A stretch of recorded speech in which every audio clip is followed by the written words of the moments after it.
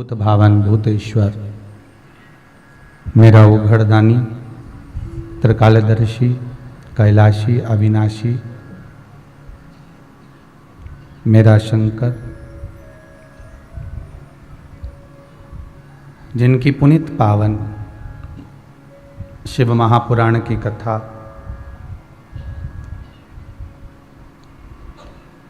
कुबेरेश्वर महादेव की ये पावन धरा भगवान भूत भावन भूतेश्वर शंकर की करुणा से, त्रिकालदर्शी कैलाशी अविनाशी की दया से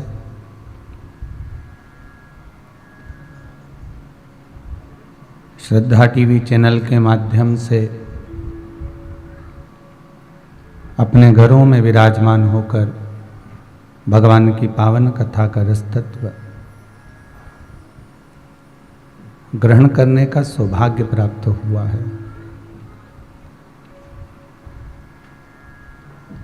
यूट्यूब फेसबुक के माध्यम से जितने श्रोता भाई बहन इस पावन शिव महापुराण की कथा का रसतत्व ग्रहण कर रहे हैं, उन सभी को कोटि कोटि साधुवाद। कथा के मुख्य यजमान मनोरथी श्री प्रवीण जी पारासर, श्रीमती हेमलता जी पारासर, आप फरीदाबाद हरियाणा के निवासी हैं, जो यहाँ पर भगवान शिव की ही कृपा से, पूर्वजों के आशीर्वाद से ये पावन शिव महापुराण की कथा को करवा रहे हैं। फरीदाबाद हरियाणा से आकर भगवान की पावन कथा करवाना और शंकर के पावन चरणारविंद का रसतत्व ग्रहण करना, ये शिव की ही कृपा से हो सकता है। तेरी कृपा बिना न हिले एक भी अणु, लेते हैं श्वास तेरी कृपा से तनु तनु। अगर जीवन में थोड़ा सा भी सुख मिल रहा है तो उस परमात्मा की कृपा से ही मिल रहा है, और यदि जीवन में थोड़ा सा दुख का भान भी हो रहा है तो यह परमात्मा की ही कृपा है। कल एक कथा कही थी जो शिवरी नारायण में कही थी कि पक्षी को यह सिखा दिया गया कि हर चीज में भगवान का धन्यवाद दो। दुख मिले तो भी धन्यवाद दीजिए और सुख मिले तो भी धन्यवाद दीजिए।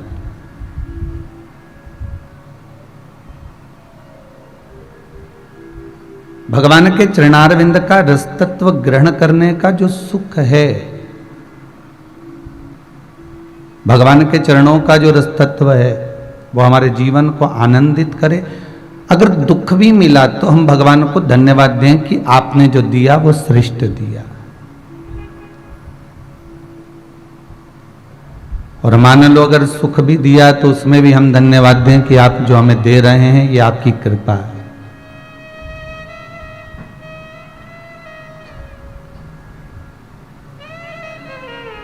समस्या बहुत बड़ी है, मान लो दुख बहुत बड़ा है, समस्या बहुत बड़ी है, तो भी हमें हारना नहीं है।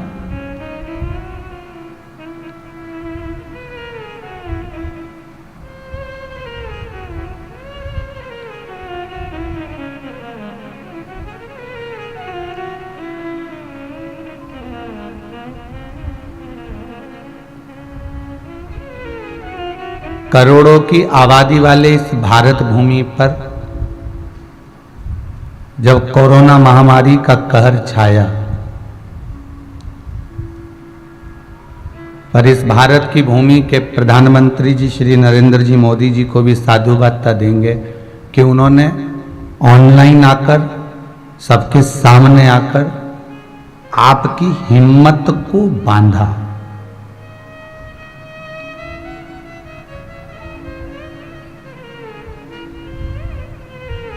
और ऐसी हिम्मत इस राष्ट्र की बांधी, इस भारत की भूमि की बांधी कि वैक्सीन का निर्माण भी अगर हुआ, अगर औषधि भी निर्मित हुई, तो यही भारत की भूमि से हुई और पूरे विश्व में उसका नाम होगा। हारना नहीं है।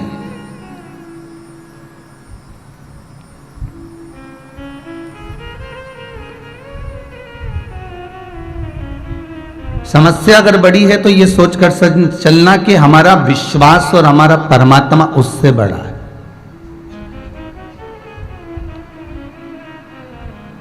फिर वही वाली बात आ गई जो पहले कही थी, ऐसा कोई व्यक्ति नहीं जिसको समस्या नहीं, और ऐसी कोई समस्या नहीं जिसका कोई हल नहीं।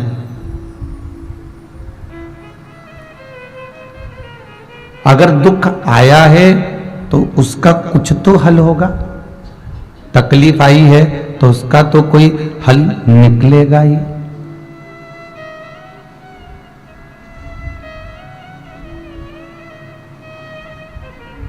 आज एक माता जी मिल रही थी, जब हम भोजन भंडारे कक्ष को देखने गए थे तो कह रही थी, गुरुजी कैंसर हो गया था, अब बाबा ने अच्छा रख दिया है।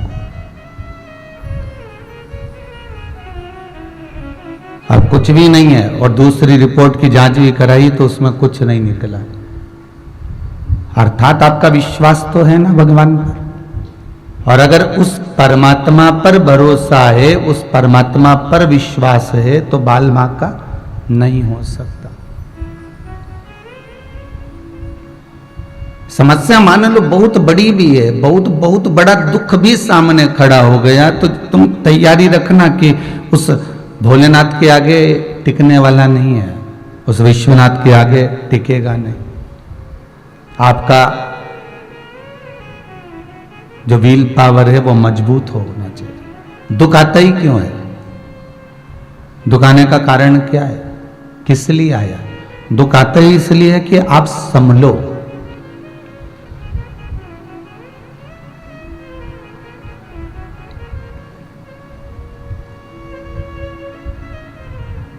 बच्चा जब गिरता है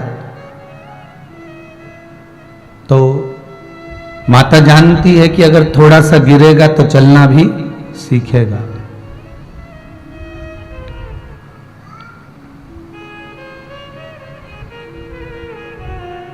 कहीं एकांत में अगर बच्चा चलता है और गिरता है तो संभल जाता है, पर अगर उसके मम्मी पापा के सामने अगर बच्चा गिरता है तो रोता है। क्यों? क्योंकि मेरे मम्मी पापा मुझे उठाएं और हृदय से लगाएं। ये मेरे माँ बाप, ये मेरे माता पिता मुझे हृदय से लगाएं, इसलिए बच्चा रोता। अकेले में गिर जाता तो उठ जाता, झाड़ झुड़ के नहीं उठ जाए, फिर उसको कोई दिक्कत नहीं।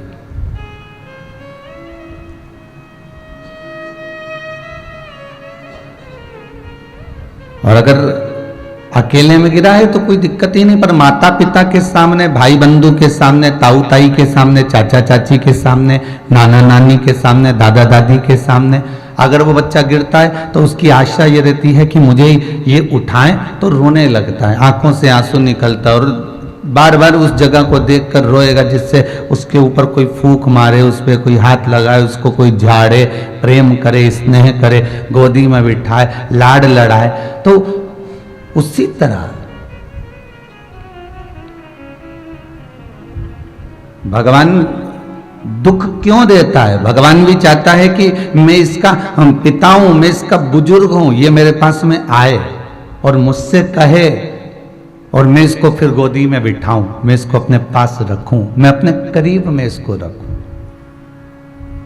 इसको फिर मैं दूर ना जाने दूं, अपने करीब में रखकर, अपने पास में रखकर इसके जीवन की मैं सार्थकता को सिद्ध कर दूं।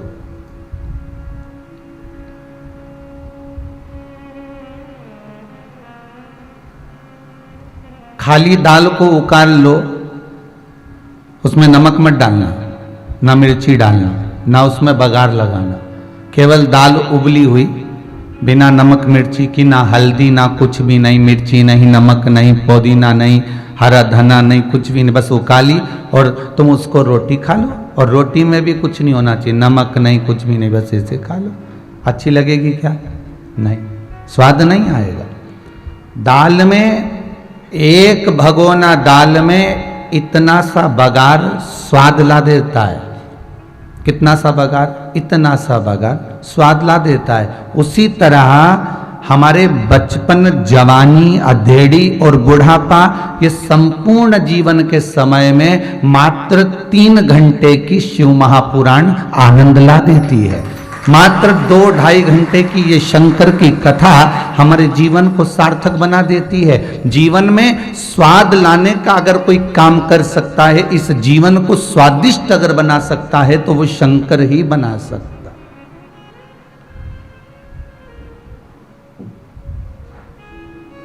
तुम राम को भजो तो राम को भज लो, तुम कृष्ण को भजो तो कृष्ण को भज लो, तुम शंकर को भजो तो शंकर को भज लो। ना राम अलग है, ना कृष्ण अलग है, ना शिव अलग है, तीनों एक है। ब्रह्मा विष्णु सदा शिव जानत, अर्थात जो बुद्धि से विहीन है वो भेद समझेंगे कि ये ब्रह्मा अलग है, विष्णु अलग है, ये शंकर अलग है। पर अगर कोई बुद्धि से प्रबल है तो वो समझ जाएगा ये तीनों एक।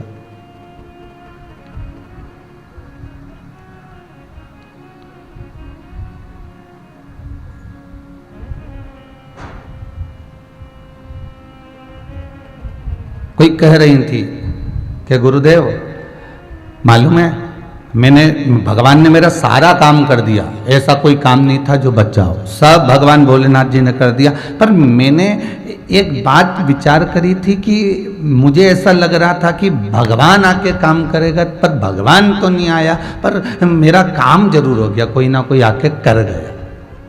ठीक है, आपको एक कथा में कहा था क्या भगवान आएगा तुम्हारे सामने?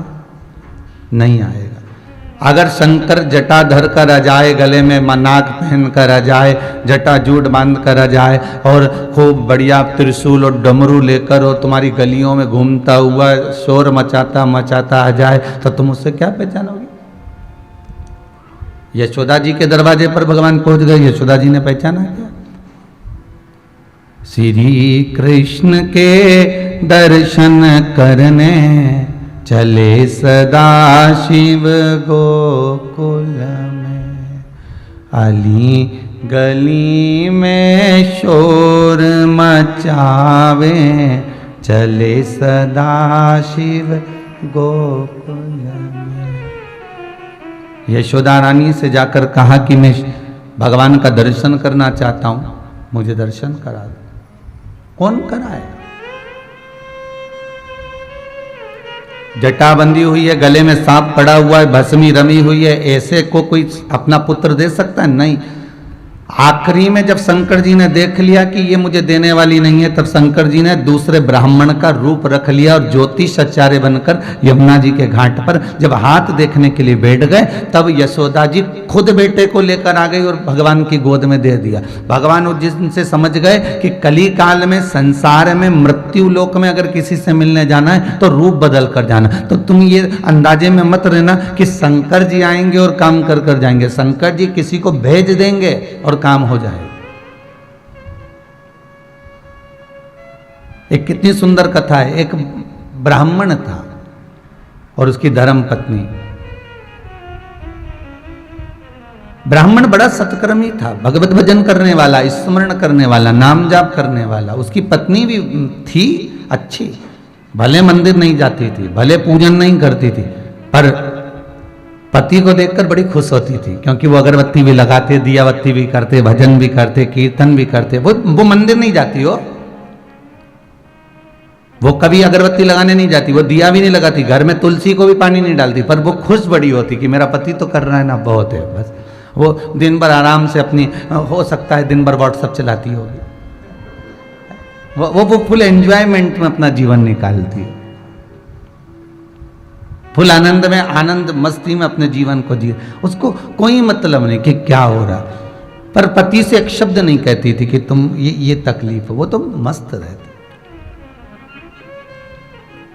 पंडित जी जाते, पूजन पाठ करते मंदिर की, जो दक्षिणा मिलती उससे अपना घर चलाते।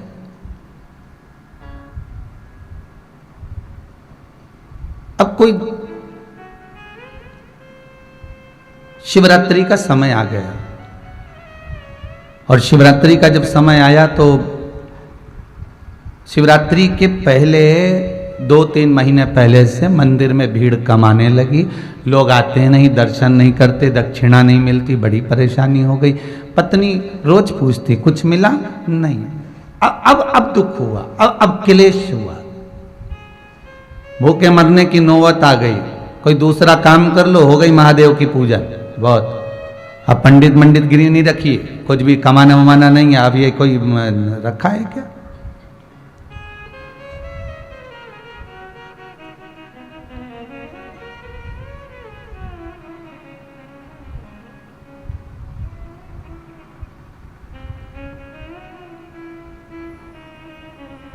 अब दुख है। कह तो दिया पत्नी ने कि अभी पंडिताई छोड़ दो और कोई नौकरी वोकरी कर लो, कोई जॉब मॉब कर लो।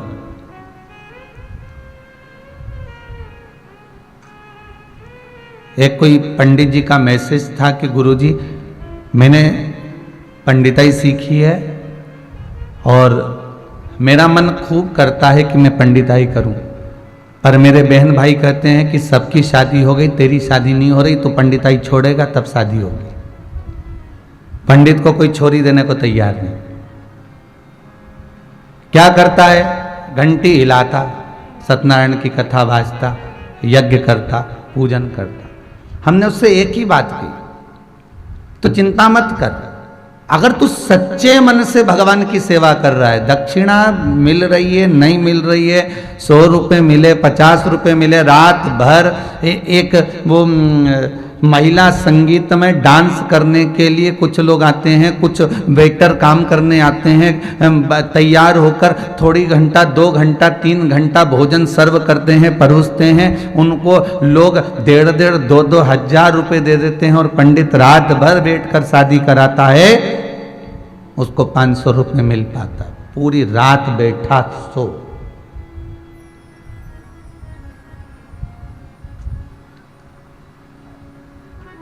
तू भगवान के भरोसे पर पूजन पाठ बंद नहीं करना अपन को। दुनिया के लोग बहुत टांग खींचेंगे, कहेंगे इसमें कुछ नहीं रखा, पंडित कर्म में क्या रखा हुआ है, क्या कमाई होगी, क्या करोगे, कैसे करोगे। पर एक ब्राह्मण ही है जो इस धर्म को, संस्कृति को, सभ्यता को बढ़ा सकता।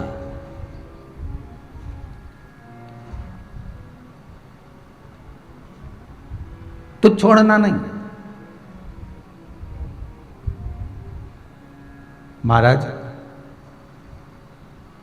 उसने भी प्रण कर लिया कि अब देखेंगे, जो होगा देखा जाएगा, ब्याह होए तो ठीक, नहीं होए तो ठीक।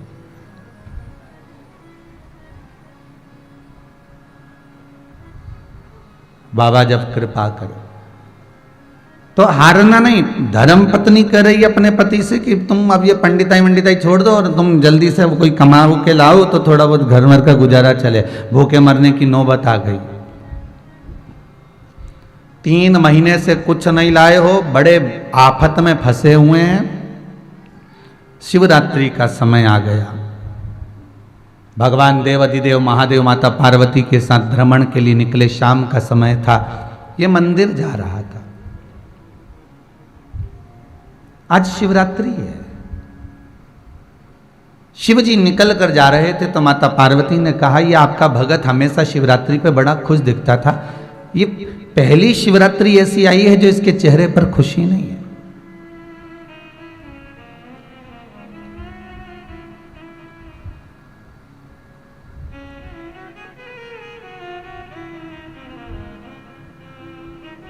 पहली बार इसके चेहरे पर खुशी नहीं है।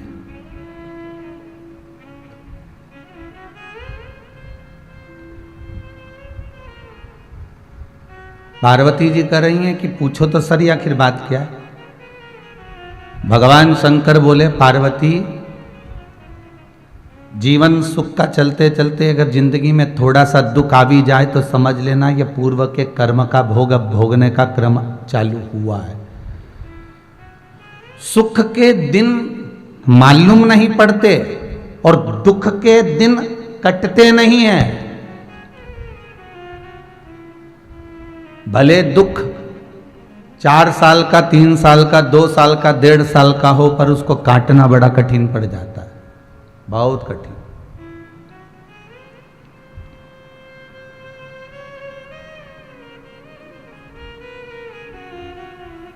आप पूछो तो अब इसको दुख काटना पड़ेगा, थोड़ा सा रुक तो। पार्वती जी कहती आप कालों के काल हो, महाकाल हो, क्या दुख नहीं काट सकते? महाराज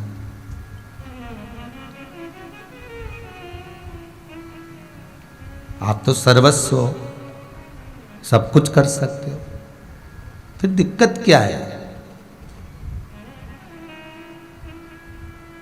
महाराज मेरा भोला उज्जैन को काल, गौरा मैया महाकाली।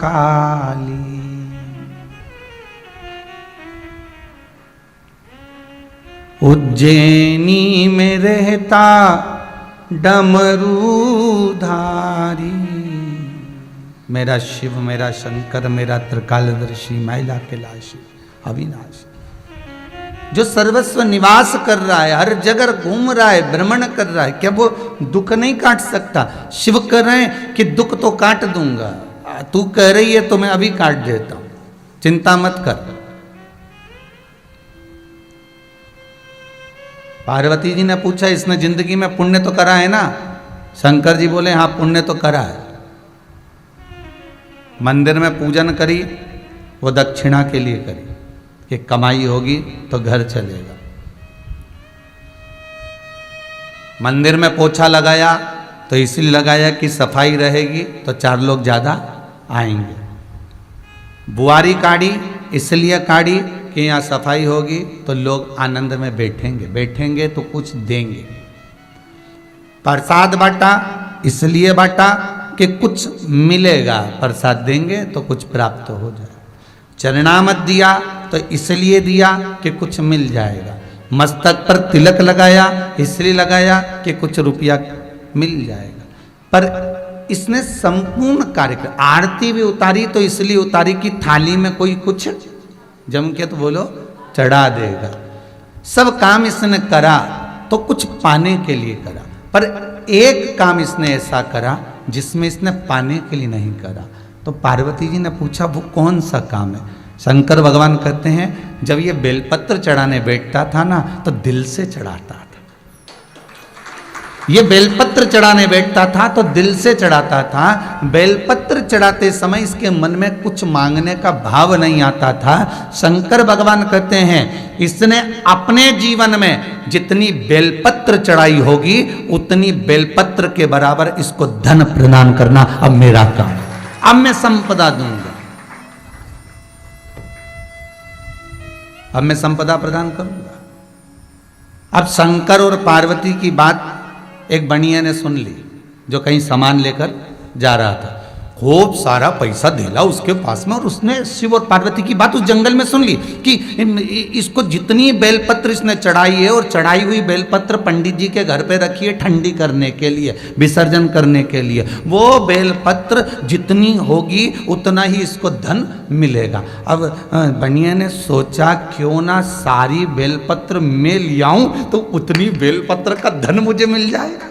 अब देखो शंकर भगवान खुद नहीं आए हो, स्वयं नहीं आया।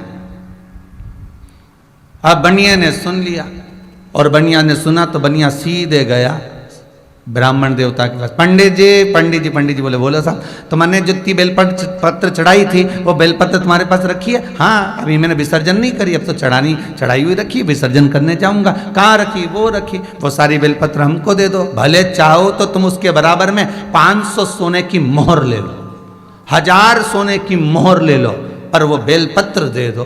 1000 सोने की मोहर पंडित जी को मिल गई। पंडित जी ने बेलपत्र का बोरा लिया, मंदिर के दरवाजे पर जाकर बैठ गया। अब इसकी कीमत बढ़ेगी। अब देखो, अब बेलपत्र खूब आनंद में होगी।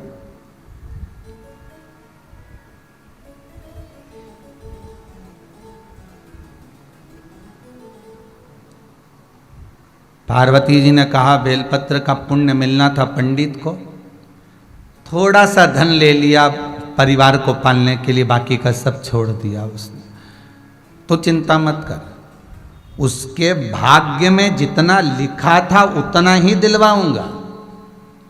बेलपत्र जितनी भरी हुई है, एक एक बेलपत्र के हिसाब से एक एक रुपया दिलवाऊंगा, तो चिंता मत कर। अब सेठ जी बैठ गए मंदिर पे बैठ गए तो उन्हें इंतजार करा। अब शंकर जी आज पूरा सोने का बनाएंगे बेलपत्र को, जितनी बेलपत्र है। शंकर जी तो आए ही। अब शंकर जी नहीं आए तो इसने ताने देना चालू करा, भोलेनाथ जी को खूब कोसे, खूब कोसे।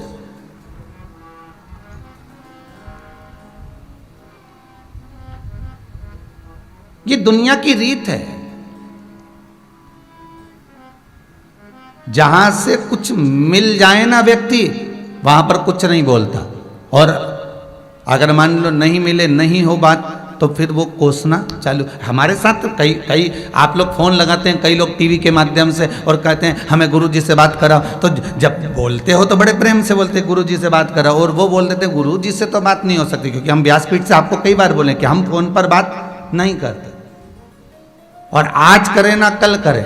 तो कई लोग ऐसे भी हैं, गुरुजी से बात नहीं करते, बात करना है हमको तो जिद पे अड़ जाते, गुस्सा करते, क्रोध करते, अपशब्द भी कह देते।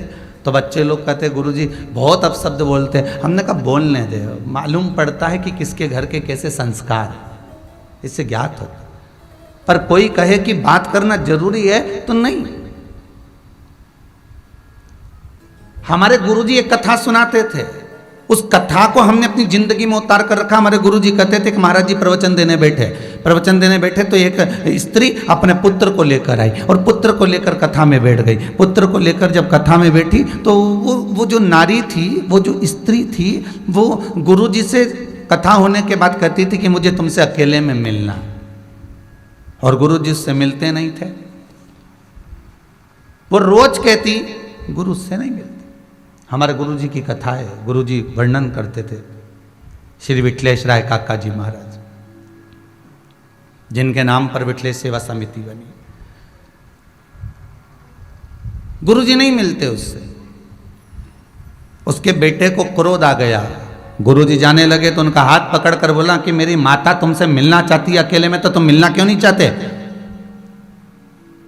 और अगर मेरी माता से नहीं मिले तो कल उठकर सभा के बीच में मैं कुछ भी कर सकता हूं।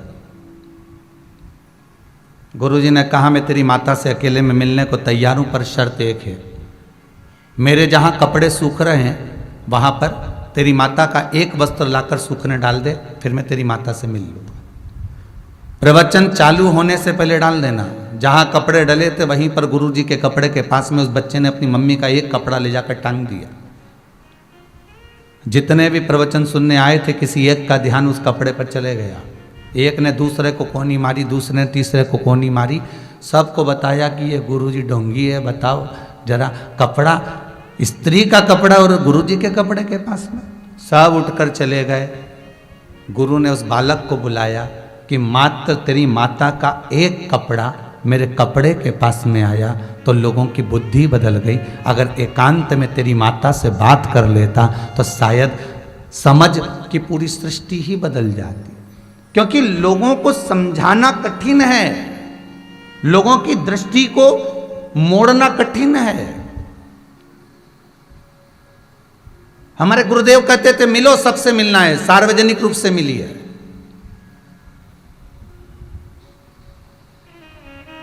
बात करो, मना नहीं है, सार्वजनिक रूप से करिए।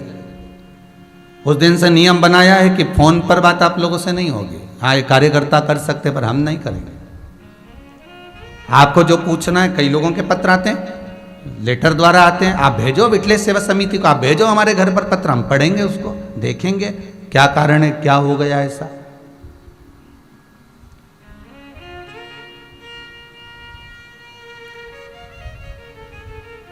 जिनसे बात नहीं करी जाती, और कई लोग ऐसे हैं कि वो विचार करते हैं कि इनसे बात नहीं हो रही तो कुछ भी फिर उसके लिए वर्णन करना कि बताओ अकड़ आ गई, अहंकार आ गया, क्रोध आ गया, ये हो गया, तो आग लगे बस्ती में।